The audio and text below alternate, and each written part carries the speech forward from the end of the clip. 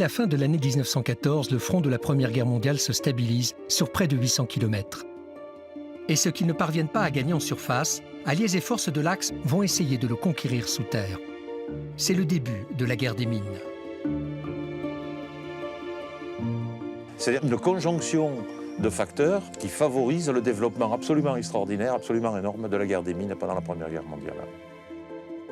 La guerre souterraine est aussi offensive. Le 9 avril 1917, l'armée canadienne s'élance depuis les souterrains à l'assaut de la crête de Vimy.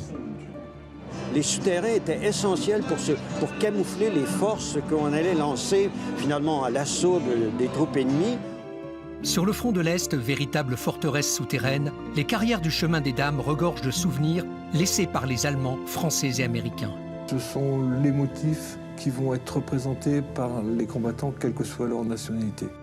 Les équipes du Journal de la Défense vous emmènent sur ces lieux de mémoire à la découverte d'un aspect peu connu du premier conflit mondial. Vauquois. Entre les départements de la Meuse, des Ardennes et de l'Aisne, ce verrou qui commande la route de Verdun a été âprement disputé tout au long de la Grande Guerre. Sur un front stabilisé en surface depuis février-mars 1914, Français et Allemands se livrent un combat souterrain largement inspiré de la guerre de sécession, la guerre des mines. La guerre des mines va se développer dès l'automne 1914, d'abord pour une raison d'intérêt tactique local. La position de ce mouvement de terrain entre la limite de la forêt d'Argonne et l'ouest de Verdun, elle domine la vallée et elle permet de couvrir, de protéger tout ce qui se passe de l'autre côté. Mais il y a aussi un effet sur l'ennemi, sur le soldat ennemi, qui ne sait pas si une mine va exploser sous ses pieds à tel moment ou à tel autre, et plutôt à tel endroit ou à tel autre. Serge Thiron est le président des Amis de Vauquois, qui restaure et entretient ce lieu de mémoire. L'association y a même créé un musée. Du côté allemand comme du côté français, ce seront des spécialistes de la mine qui vont creuser ces infrastructures souterraines. Alors on retrouve les mèches qui étaient utilisées pour les perforateurs, servaient en fait à faire ce qu'on appelle des trous de pétardement. C'est-à-dire qu'on perforait la roche, on y plaçait une petite charge explosive qui avait pour effet ensuite de détruire, de fragiliser la roche, et ensuite de pouvoir la travailler plus facilement. D'un côté comme de l'autre, il va falloir s'adapter, c'est-à-dire qu'on va utiliser des matériaux qu'on va ponctionner dans les mines de charbon, dans les mines de fer, pour les mettre en usage ici à Vauquois. Des ventilateurs électriques, des ventilateurs manuels. Donc là, vous avez une pompe allemande, donc à gros débit, une pompe électrique, qui permettait donc l'évacuation de l'eau dans tout un secteur est de la butte. Pour localiser l'adversaire, le seul moyen, c'était les écoutes. C'est-à-dire qu'on sait que la frappe sous terre avait une résonance dans un rayon de 20 mètres. À partir du moment où l'adversaire était correctement localisé, le but était de creuser une galerie pour arriver sous sa position, y bourrer X centaines de kilos, parfois plusieurs tonnes d'explosifs que l'on faisait sauter. Donc pour faire sauter ces charges, Français et Allemands utilisaient différents explosifs. On retrouve de la chédite, de la perdite, de la westphalite. Pour les Français, beaucoup de la poudre noire. Et cette poudre était conditionnée en caisses de 25 kg, à l'intérieur desquelles se trouvaient principalement des pains de 1 kg généralement. Et ces pains étaient paraffinés, c'est-à-dire prêts à résister à l'humidité. À force d'explosions souterraines, 519 au total, la butte est tapissée d'immenses cratères. Tout un village disparaît. À la place, de vastes tombes à ciel ouvert, 1000 cadavres français et allemands n'ont ainsi jamais été retrouvés. Une stratégie pour gagner du terrain, mais qui finalement fait perdre. Du côté français, sur le versant sud, dans un premier temps, face à l'adversaire, très près de l'adversaire, on va creuser des puits en escalier pour arriver sous la position de l'adversaire. Là, y charger 25-50 kg d'explosifs, à environ moins 30, moins 35 mètres, que l'on fait sauter. Ces explosions deviennent de plus en plus importantes, les lignes s'écartent les unes des autres, on va procéder à une nouvelle technique, à une deuxième technique, ce qu'on appelle des descendries en escalier. Et en fait, on va arriver du côté français à un troisième système, ce qu'on appelle les grandes descendries, où là, on descend à moins 45 mètres. Alors, ce n'est pas une galerie unique, puisqu'à l'extrémité, vous pouvez avoir 5 rameaux de combat, des rameaux destinés aux explosions, des rameaux destinés aux écoutes.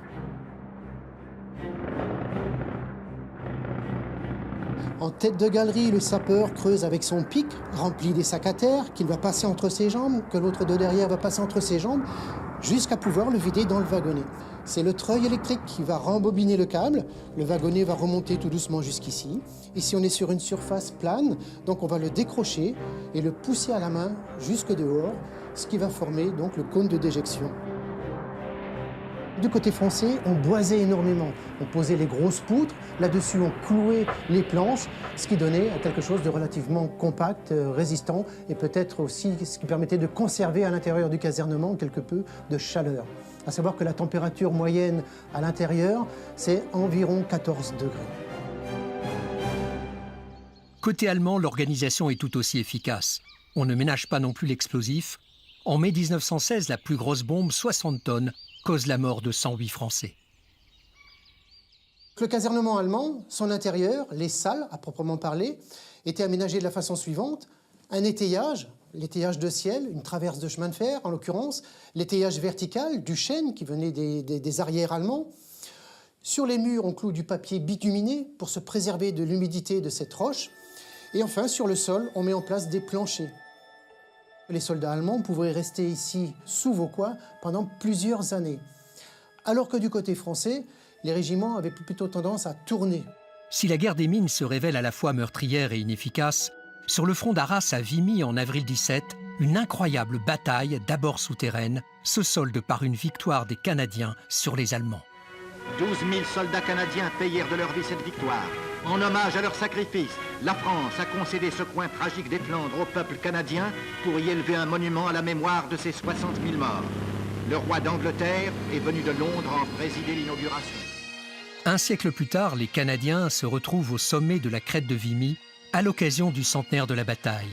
Personnalités et foules nombreuses célèbrent ainsi ce qu'ils considèrent comme l'acte fondateur du Canada en tant que nation. Lorsque le Canada est entré en guerre, le Canada n'existait pas comme joueur international. Il n'y avait pas de voix dans le concert des nations. Le Canada n'avait pas d'armée, il n'avait pas d'industrie de guerre et il n'avait pas de commandement de guerre. Prenons un moment pour réfléchir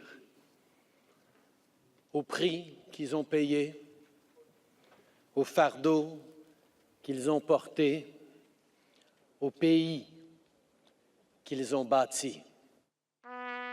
Près de 3600 soldats canadiens ont péri dans la bataille, 20 000 côté allemand. Mais pour les Alliés, l'objectif était primordial. Les Canadiens vont se voir confier l'extrémité du dispositif, qui est constitué par cette crête de Vimy, qui domine d'une bonne soixantaine de mètres tout le bassin minier, et qui est une position absolument clé, où les Allemands se sont très très fortement retranchés depuis la fin de l'année 1914. Il ne faut pas oublier que les Allemands qui dominent l'ensemble du secteur ont des vues extrêmement précises sur tout ce que font les Britanniques dans la zone. Et cet aménagement de tranchées et de souterrains permet aux Canadiens de prévoir leur mise en place avant l'assaut sans être vus de l'ennemi. Le général Curie s'est rendu longuement à Verdun où il a évalué en quelque sorte comment procédaient les Français et les préparatifs que mènent les Français, la façon dont ils organisent leur future bataille.